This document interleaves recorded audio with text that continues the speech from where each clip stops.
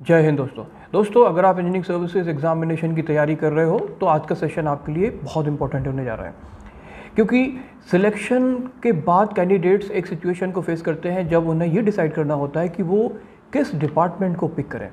और उस समय ज़रूरी होता है ये जानना कि डिपार्टमेंट के पॉजिटिव्स क्या हैं, वहाँ पे क्या किस तरह का आपको जॉब करना होगा, क्या क्या उसमें एसोसिएटेड एडवांटेजेस हैं और क्या पॉसिबल ऐसे इश्यूज़ हैं जो आपके लिए प्रॉब्लमेटिक हो सकते हैं।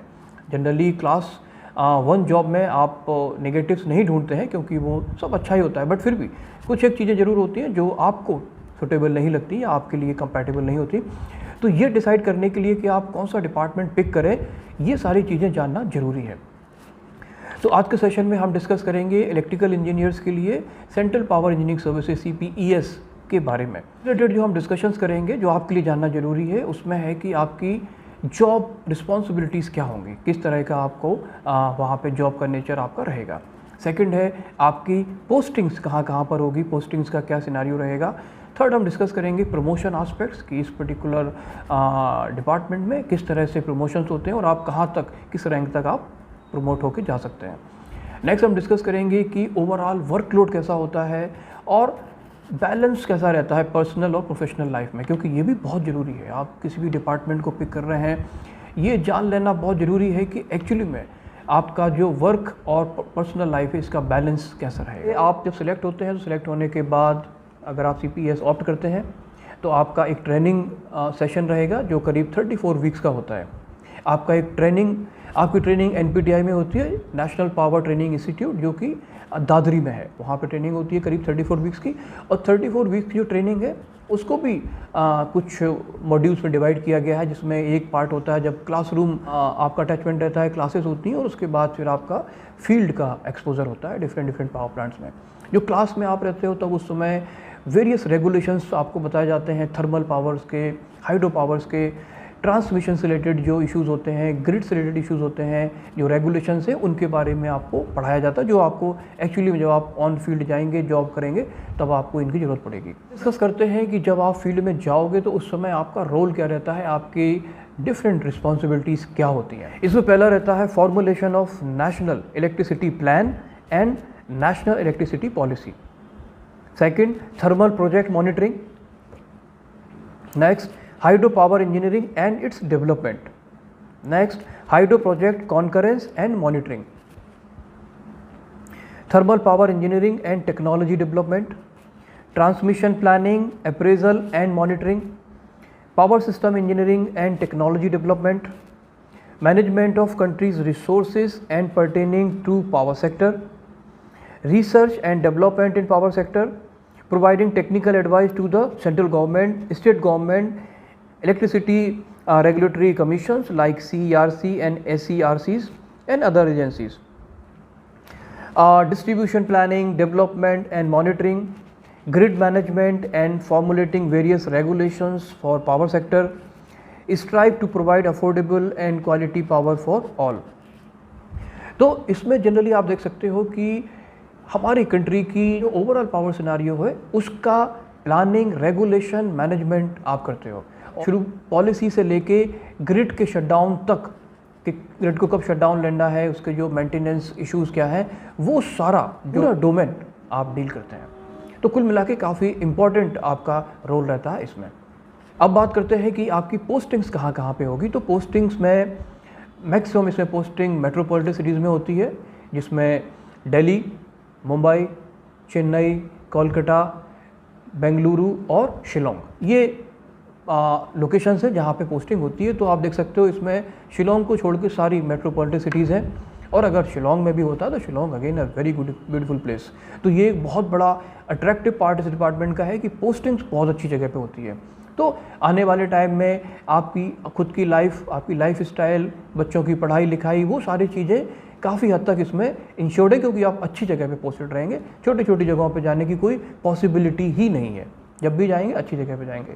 और जनरली ऐसा भी होता है कि जिसको जो कंफर्टेबल लगता है वो पूरा अपना कैरियर लगभग वहीं पे निकाल लेता है। फॉर एग्जांपल अगर कोई दिल्ली या आसपास के रीजन का है और वो दिल्ली में रहना चाहता है तो लगभग ये मैनेज हो जाता है कि वो पूरी लाइफ एक ही जगह पे अपना निकाल सकता है, मैनेज कर सकता है। तो ये काफ़ी बड़ा इसका पॉजिटिव है। अब बात करते हैं कैरियर प्रोग्रेशन की, प्रमोशनल एस्पेक्ट्स की। तो जब आप ज्वाइन करते हैं तो लेवल 10 में आप ज्वाइन करते हैं। लेवल 10 आप समझते हैं, जो 7 पे कमीशन का मैट्रिक्स था उसमें जो लेवल 10 है वहाँ पे आप ज्वाइन करते हो और उस समय आप जूनियर टाइम स्केल ऑफिसर होते हो, JTS। उसके बाद 4 साल के बाद आप सीनियर टाइम स्केल में चले जाते हैं, लेवल 11 में चले जाते हैं, STS में चले जाते हैं। और डेजिग्नेशन की बात करें तो लेवल 10 में जब आप जाते हैं उस समय आप असिस्टेंट डायरेक्टर की पोस्ट पे होते हैं। लेवल 11 जिसमें आप सीनियर स्केल में होते हैं, ये डिप्टी डायरेक्टर की पोस्ट होती है। उसके बाद लेवल 12 में आप डिप्टी डायरेक्टर की पोस्ट पे होते हैं और ये नॉन फंक्शनल सिलेक्शन ग्रेड होता है। लेवल 13 में आप जूनियर एडमिनिस्ट्रेटिव ग्रेड में जाते हैं, JAG में जाते हैं और यहाँ पे आप डायरेक्टर की पोस्ट पे होते हैं। उसके बाद लेवल 14 यानी कि सीनियर एडमिनिस्ट्रेटिव ग्रेड SAG में आप जाते हैं, तो वहाँ पे आप chief electrical inspector, chief engineer, ये आपकी पोस्ट रहती है। और उसके बाद आप लेवल 15 में जाते हैं, तो level 15 is HAG, higher administrative grade HAG, और इसमें आप principal chief engineer which is equivalent to additional secretary to government of India. तो आप लेवल 10 से लेवल 15 तक प्रोग्रेशन होता है junior time scale officer JTS से प्रिंसिपल चीफ इंजीनियर तक का प्रोग्रेशन होता है। लेवल 15 तक आप जाते हैं। तो ये इसमें प्रमोशनल एस्पेक्ट्स हैं, टाइम स्केल पे प्रमोशंस होते हैं। जहाँ तक वर्कलोड की बात करें तो वर्कलोड ऑप्टिमम कहेंगे, मतलब रिलेटिवली और मिनिस्ट्री से अगर कंपेयर किया जाए तो इसको कम कहा जाएगा कि वर्कलोड रिलेटिवली कम है। ये एक अच्छा पॉइंट है। बात करें वर्क लाइफ बैलेंस की तो उसके लिए ये बहुत अच्छी जॉब है, क्योंकि आपको जैसा मैंने बताया कि वर्कलोड ऑफिस आवर्स में बहुत ज़्यादा नहीं है और वीकेंड्स आपको मिलता है, यानी सैटरडे और संडे आपको कंफर्म मिलता है। तो ये एक अच्छा एडवांटेज है, आप अपने फैमिली के साथ वक्त बिता सकते हैं और भी काम कर सकते हैं। यानी मंडे टू फ्राइडे जॉब जिसमें कि बहुत ज़्यादा रिलेटिवली वर्कलोड नहीं है और फिर सैटरडे संडे आपको मिलता है। क्योंकि ऐसी बहुत सारी मिनिस्ट्रीज़ हैं, बहुत सारे डिपार्टमेंट्स हैं जहाँ सैटरडे का कोई गारंटी नहीं है और संडे भी कई बार आदमी का एंगेजमेंट हो जाता है। तो उस हिसाब से ये एक बड़ी एडवांटेज है। इसका एक और पॉजिटिव है कि सेंट्रल स्टाफिंग स्कीम CSS के लिए ऑफिसर्स एलिजिबल रहते हैं, यानी और मिनिस्ट्रीज़ में भी डेपुटेशन में जाने का ऑप्शन रहता है, जो कि एक बड़ा अच्छा फीचर है। आपको टाइम टू टाइम आप दूसरी मिनिस्ट्रीज़ में जाके भी 3 साल का या 5 साल का आप डेपुटेशन करके आ सकते हैं। इससे एक अच्छा एक्सपोजर ऑफिसर्स को मिलता है। अब इसके कुछ फ्लिप साइड को डिस्कस कर लेते हैं। फ्लिप साइड में जस्ट बात कर रहा हूँ, अदरवाइज तो क्लास 1 जॉब होती हैं, अच्छी होती हैं, इसमें सारी अच्छाई हैं, लेकिन फिर भी कुछ एक पॉइंट्स हैं जिनको कि डिस्कशन के तौर पे हम डिस्कस कर सकते हैं। पहला तो ये रहेगा कि ये डेस्क जॉब, इस जॉब का नेचर डेस्क जॉब का है, यानी कि बहुत ज़्यादा डायनामिज्म नहीं है जॉब में। मैक्सिमम डेटा एग्रीगेटर का काम रहता है, डेटा मैनेजमेंट का काम रहता है। तो जॉब का नेचर डेस्क जॉब का है और जिन लोगों को बहुत ही ज़्यादा मूवमेंट या डायनामिज्म का शौक है तो उनके लिए ये जानना ज़रूरी है कि ये डेस्क जॉब है। इसका अगला फ्लिप साइड है कि जो व्हीकल है, जो गाड़ी मिलती है, जो एक बड़ा चार्म होता है ऑफिसर्स जो स्टार्टिंग में ज्वाइन करते हैं, वो इसमें लेवल 14 में जाकर मिलता है। यानी जब आप सीनियर एडमिनिस्ट्रेटिव ग्रेड में जाएंगे, SAG में जाएंगे, तब जाके आपको गाड़ी मिलती है, उसके पहले गाड़ी नहीं मिलती है। और एक और इसका साइड है कि कई बार अकोमोडेशन मिलने में दिक्कत होती है, क्योंकि जैसा मैंने आपको बताया कि ऑफिसर जनरली जो सिटी उनको सूटेबल लगती है, सूट करती है, वो उसमें अपना पूरा कैरियर लगभग वहीं रहते हैं। तो उस हिसाब से अकोमोडेशन में कई बार दिक्कत होती है, बट मिल जाता है। ये बड़ा इशू नहीं है, लेकिन हाँ, शुरू में अकोमोडेशन मिलने में दिक्कत होती है।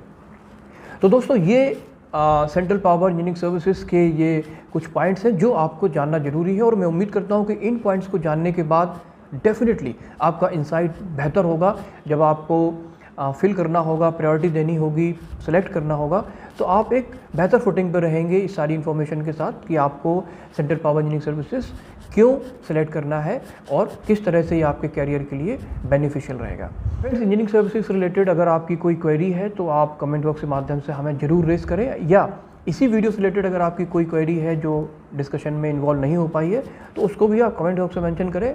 मैं अपने अपकमिंग वीडियोस में उसको कवर करूंगा जो भी आपका इशू होगा। मिलते हैं अगले इसी तरह के इन्फॉर्मेटिव वीडियो में जो आपके लिए हेल्पफुल साबित होगा। जय हिंद दोस्तों।